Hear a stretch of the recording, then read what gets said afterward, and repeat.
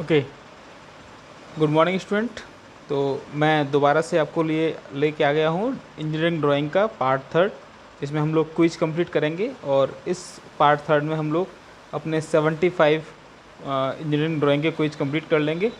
और क्विज को कंप्लीट करने के बाद आप सभी लोगों को एक लिंक प्रोवाइड किया जाएगा जो कि डिस्क्रिप्शन बॉक्स में भी है और आपका इस वीडियो के बेड में भी है। ठीक है, तो वीडियो के बेड में आप पॉज करके उसका जो लिंक है वो टाइप कर सकते हो और देन उसके बाद आप जो है क्विज दे सकते हो और क्विज कंप्लीट करने के बाद आपको उसका ई सर्टिफिकेट मिल जाएगा। ठीक है, तो आप लोग सबसे पहले ओपन कीजिए और ओपन करने के बाद जैसे ही आपको ओपन करना है तुरंत उसे सब्सक्राइब और शेयर जरूर करना है। ठीक है, सब्सक्राइब जरूर करना है। आप पहले लॉगिन कर लीजिए अपना यूट्यूब पर, उसके बाद सब्सक्राइब कीजिए। So now I am going to start my class. Question number 1 is that which of the following statement are correct. तो यहाँ आपको स्टेटमेंट वाला क्वेश्चन दिया हुआ है और स्टेटमेंट वाले क्वेश्चन में क्या होता है कि हमें चीज़ें क्लियर होती हैं वैसे भी, है ना। हमें कंपेरिजन करना होता है कि हमारा चीज़ सही है या गलत है। तो statement first is that the length of A2 size drawing sheet is equal to the width of A1 size drawing sheet. Listen, it's very interesting question. सबसे पहले हमें क्या होना चाहिए, हमें मालूम होना चाहिए कि A1 साइज, देखिए सीट जो होती है, ठीक है, उसको हम हाफ करके बनाते हैं। यदि ये मेरा पूरा साइज A1 है तो मैं इसका हाफ कर दूंगा तो क्या हो जाएगा, ये डिवाइड हो जाएगा 2 A2 सीट में। इसका मतलब मैं लिख दूँ आपको कि size of A2 twice of A2 size will be equal to the single size of A1। ठीक है, तो ये आपका एक तरीके से वैल्यू होता है।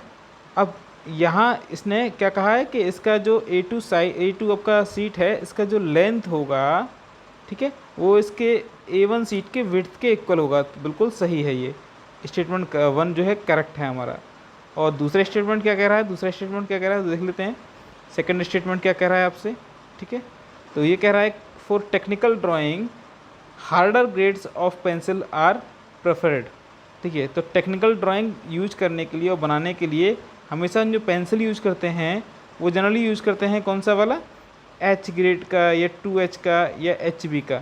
इससे नीचे का हम पेंसिल यूज नहीं करते हैं। तो इसका मतलब क्या था, ये आपकी हार्ड ग्रेड में आती हैं। यदि ये 2B 4B है ना, 3B ये होता तो क्या होता, वो सॉफ्ट ग्रेड में आता। तो हम हार्डर ग्रेड का ही पेंसिल यूज करते हैं, इसलिए क्या होगा, ये दोनों स्टेटमेंट करेक्ट हैं।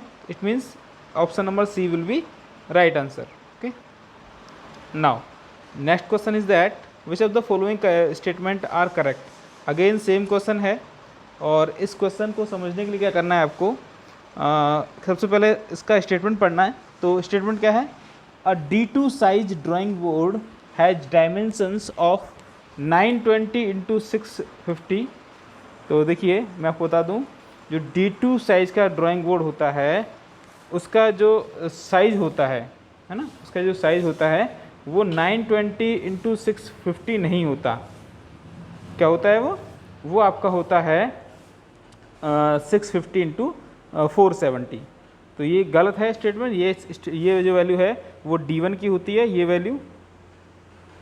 जो वैल्यू आप देख रहे हैं, ये वाली वैल्यू किसकी होती है, D1 की होती है, D2 की नहीं होती। तो यहाँ पर ये आपका करेक्ट स्टेटमेंट नहीं है, ये आपका गलत है स्टेटमेंट। दूसरा क्या लिखा है, a title block is placed at bottom right corner of the drawing sheet. बिल्कुल सही, कि हम जब ड्राइंग शीट लेते हैं तो उसका ये वाला कॉर्नर में अपना टाइटल ब्लॉक क्रिएट करते हैं। तो ऑप्शन नंबर सेकंड आपका सही है। तो इसलिए क्या होगा कि इसमें हमारा जो ऑप्शन नंबर B होगा will be the right answer. Okay, only 2। Next, to draw a circle of a diameter 20 mm, the most preferred instrument is। तो यदि मुझे 20 mm का डायमीटर यूज करना है और उससे सर्कल बनाना है तो उसके लिए सबसे ज़्यादा यूज करने वाला आपका बोल सकते हैं कि जो इंस्ट्रूमेंट है वो क्या होगा। तो देखिए, लार्ज कंपास हम यूज नहीं करते, बो पेंसिल कंपास, यस यही हमारा सही आंसर होगा। बो पेंसिल कंपास ही हम यूज करते हैं। ठीक है, सर्कल टेम्पलेट का जो साइज होता है वो 20 mm तक होता नहीं है और एनी ऑफ द हम इसमें यूज कर नहीं सकते। तो जब हमें आंसर मिल गया है, पेंसिल वो कंपास जो होता है वो हमारा यूज किया जाता है। क्वेश्चन नंबर 4 इज दैट अब French curve is use to draw. French curve आप जानते ही हो, फ्रेंच कर्व में क्या होता है, बहुत सारे कर्व होते हैं अलग अलग, मगर उसमें कोई शेप नहीं होती। तो यहाँ पॉलीगॉन, सर्किल, इलिप्स लिखा हुआ है, तो हमें शेप नहीं दी होती, उसमें सिर्फ क्या दिया होता है, फ्री फॉर्म कर्व दिए होते हैं। इसका आंसर क्या होगा, option number D. Which of the following statement are correct. तो सबसे पहला स्टेटमेंट है आपका, dash lines are use to show outlines of the adjacent part. तो डैश लाइन जो होती हैं वो किसी पार्ट का आउटलाइन दिखाने के लिए यूज की जाती है। गलत है, एक्चुअली वो हिडन लाइन का काम वो करती हैं, मतलब हिडन पार्ट को दिखाने के लिए काम करती हैं, तो ये गलत स्टेटमेंट है। दूसरा आपका स्टेटमेंट है, ये तो आपका गलत हो गया। दूसरा आपका है, a phantom line is use to indicate alternate position of the part. तो पेंटम लाइन का यूज करते हैं वो अल्टरनेट पोजिशन को इंडिकेट करने के लिए करते हैं, बिल्कुल सही है। और the width of all letters in one line is keeped same, तो ये भी गलत है, क्योंकि जो बड़ा लेटर होगा उसका साइज सही रखा जाएगा, उसका लेटर की लंबाई बड़ी होगी, उसका विड्थ भी मोटा होगा, थिक होगा, जो साइज भी छोटा होगा वो उसकी थिकनेस कम होगी। तो इसलिए हमारा ये वाला स्टेटमेंट भी गलत है। तो कौन सा आंसर सही होगा, option number D. Option number D will be the right answer of this question. Okay, now question number 6। Question number 6 is that which of the following statement are correct. Again this statement question है आपका। Statement question में क्या होता है कि आपको कई सारे क्वेश्चन एक साथ देखने को मिल जाते हैं।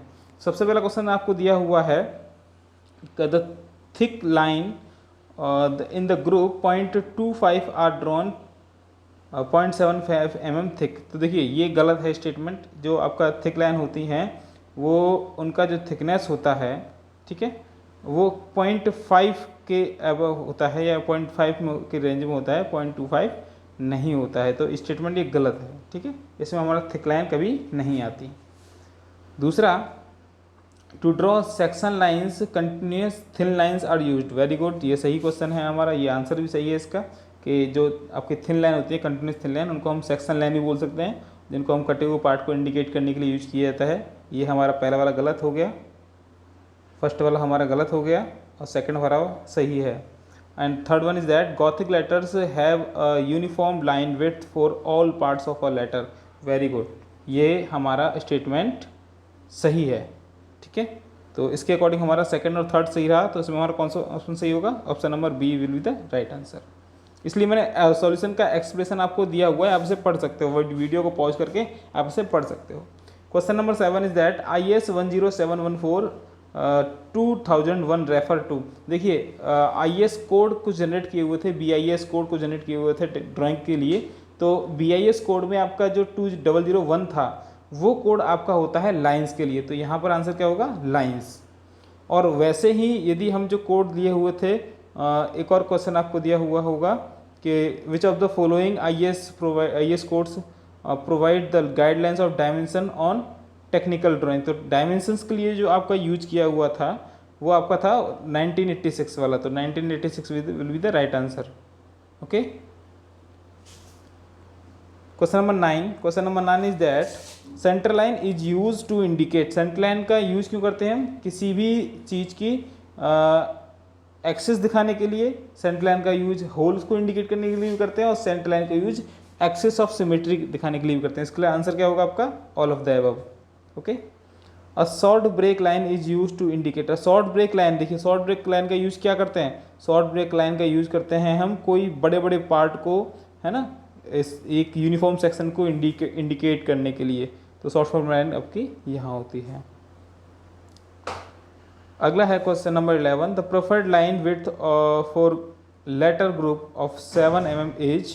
तो देखिए यदि 7 mm का आपका लेटर है तो उसका जो प्रेफर्ड लाइन होगा, उसका जो विड्थ है वो कितना रखते हैं हम, 0.5 mm। Okay, the preferred line width of for group of 7 letter 0.5 mm होगा। ओके, क्लियर है ना।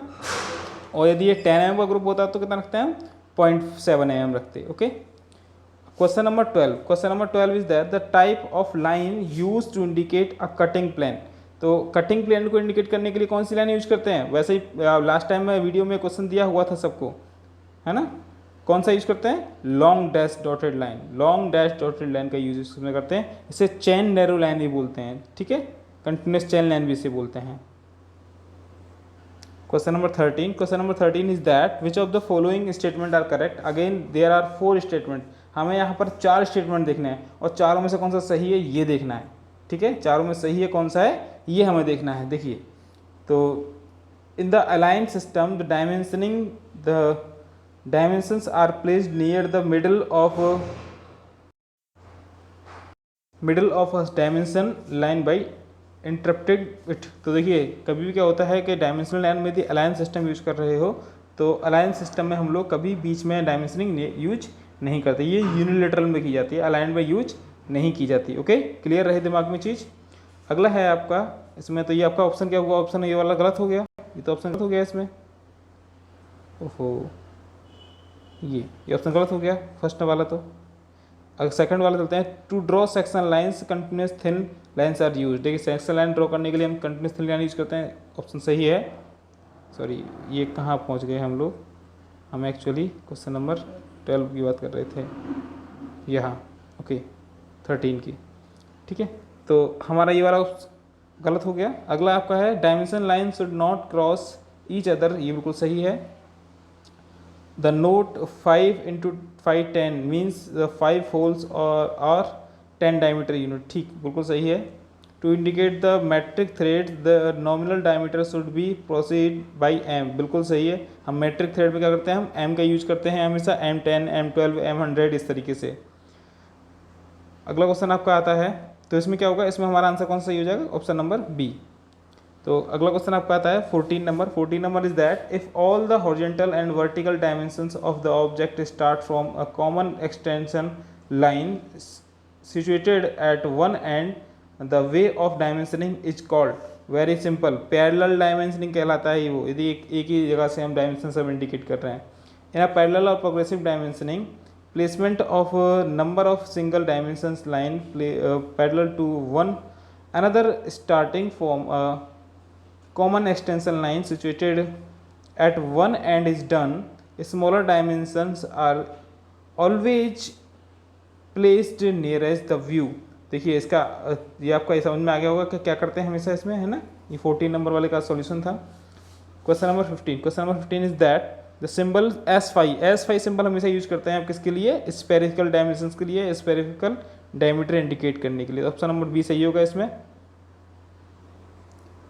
Question number 16 is that abbreviation CSK stands. देखिए, CSK का मतलब होता है काउंटर बोरिंग। इस तरीके से यदि बोरिंग हम कर रहे हैं, यदि इस तरीके से बोरिंग कर रहे हैं, ठीक है, किसी पार्ट में, ये होता है काउंटर बोरिंग, ये काउंटर बोरिंग होता है, तो इसे हम CSK बोलते हैं। इसमें क्या होता है, हम साइज लिखने के साथ साथ उसका डेप्थ भी लिखते हैं। ठीक है, तो इतना डेप्थ का है, इतना डायमीटर का है, इतना डेप्थ का है, इस तरीके से। ओके, तो अगला आपका आता है the abbreviation SF stand for. तो SF का मतलब क्या होता है, एस फेस मतलब स्पॉट फेस इंडिकेट करने के लिए इसका यूज किया जाता है।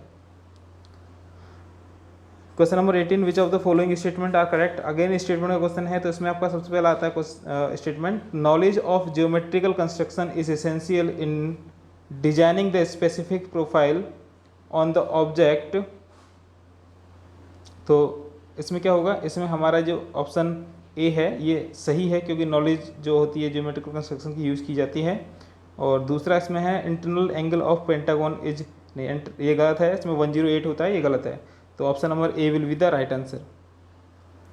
Okay, next question number 19 which of the following statement are correct. तो इसमें अगेन हमें स्टेटमेंट को देखना है। तो देखिए, पहला है the perpendicular bisector of any chord of the circle passes through the centre is of circle, बिल्कुल सही है।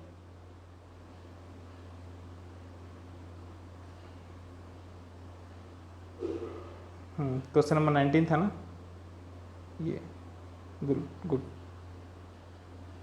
कभी कभी ये काम नहीं करता है। ठीक है, तो 19 में हमारा ऑप्शन नंबर सही है। रेगुलर पेंटागन का not inscribed exactly in a given circle, गलत है, हो सकता है। अगला है क्वेश्चन नंबर थर्ड नंबर है इसका, the shortest distance between the centre of two circle tangent to each other is always equal to the sum of their radii, गलत। ठीक है, ऑप्शन नंबर आपका ए सही होगा इसमें। ठीक है, question number 20, in a big circle 3 small circles of equal size are drawn. देखिए यहाँ पर क्वेश्चन में आपको अलग अलग 3 सर्किल दिए हुए हैं। ठीक है, तो इनके बीच का जो हम बात कर रहे हैं ट्रायंगल की बात कर रहा हो है। ठीक है, तो ट्रायंगल क्या होगा, ट्रायंगल हो सकता है the centre of A small circle lie at the corner of A equilateral triangle. ठीक है, तो क्या होगा, इनका सेंटर जो होगा वो इक्विलेटरल ट्रायंगल क्रिएट करेगा। Option number B will be the right answer. Again question number 21, which of the following statement are correct to draw the drawing of multi storied building.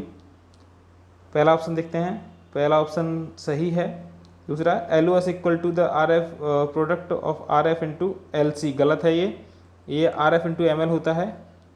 A plan scale given distance a unit, ये भी गलत है। ठीक है, तो option number कौन सही होगा हमारा, ऑप्शन नंबर ओनली 1 सही होगा।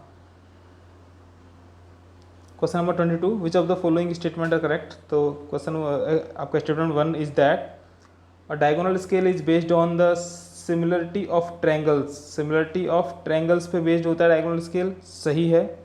दूसरा है द बैकवर्ड वर्नियर स्केल, तो एल सी इक्वल टू क्या होगा, M S D minus U S D, M S D minus V S D, नहीं ये गलत है, ये गलत है।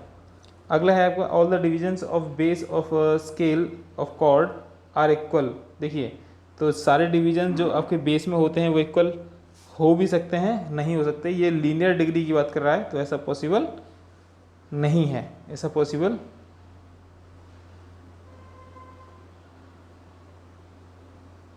ओके।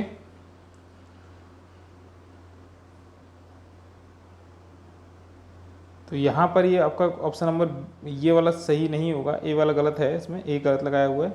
इसका ऑप्शन नंबर जो सही होगा वो क्या कौन सा होगा, पहला वाला और तीसरा वाला। तो पहला तीसरा इसमें दिए हुए, ऑप्शन नंबर सी में दिए हुए, option number C will be the right answer. Okay, with the following statement are correct. तो यहाँ स्टेटमेंट दोबारा से हम देखेंगे, स्टेटमेंट में आपको दिया हुआ था scale of chord measures angle. देखिए स्केल जो आपका स्केल होता है कॉर्ड स्केल, वो एंगल मेजर करने के लिए होता है। दूसरा बोल रहा है reducing scale are expressed in the format of Y वार 1। तो देखिए ये गलत है, हमेशा क्या होता है रिड्यूसिंग स्केल में क्या होता है, रिड्यूसिंग स्केल में आपकी वाई की वैल्यू 1 होती है और नीचे वाली वैल्यू वाई से 1 से ज़्यादा होती है। ठीक है, ये इनलार्जिंग स्केल का है स्टेटमेंट, तो ये वाला स्टेटमेंट गलत है, ये स्टेटमेंट सही है, ये स्टेटमेंट गलत है। तो इसमें कौन सा ऑप्शन सही होगा, ऑप्शन नंबर ए।